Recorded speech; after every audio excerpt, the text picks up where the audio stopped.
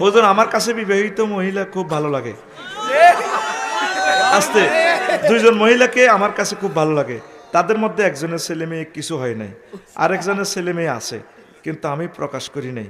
এখন আমার প্রশ্ন, তাদের মধ্যে কেউ রাজি থাকলে আমি কি বিবাহ করতে পারবো?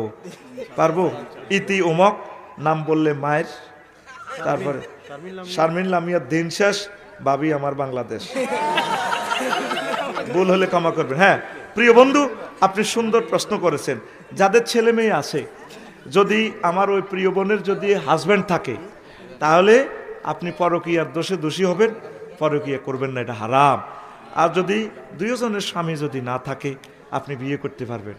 আপনি বালেক পুরুষ হলে আপনার পিতামাতার অনুমতি লাগবে না, নারীদের বেলায় অনুমতি লাগবে তাদের। তবে আপনার আম্মা আপনাকে লাড়িলে দুয়ানি দিবে, হুত তুই বুঝি ইডি করলি। তবে মা বোনদের হিডার হিসাবও ঠিক আছে, মহিলা তো বুড়ো হয়ে যাবো, তুই ইয়াং মানুষ। কারণ ধর আমার প্রেমীয় গাড়ির লোকে নতুন গাড়ির লোকে নতুন গেয়ার, ঠিক আছে নি?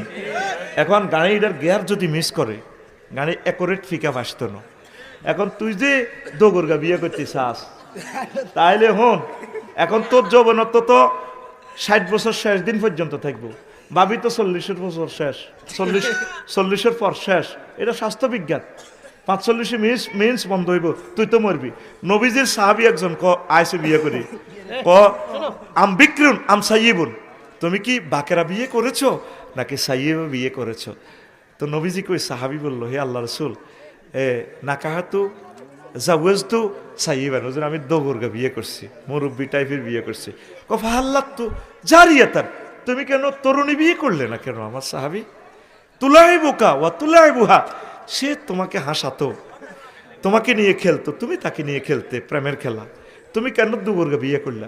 তখন ওই সাহাবী বলছেন, হে আল্লাহ রাসূল, আমার আব্বু মারা গেছে, আমার 8-9 জন বোন আছে, বোনদেরকে দেখাশোনার জন্য একটু বয়স্ক মহিলার দরকার, এই জন্য আমি বয়স্ক মহিলা বিয়ে করেছি।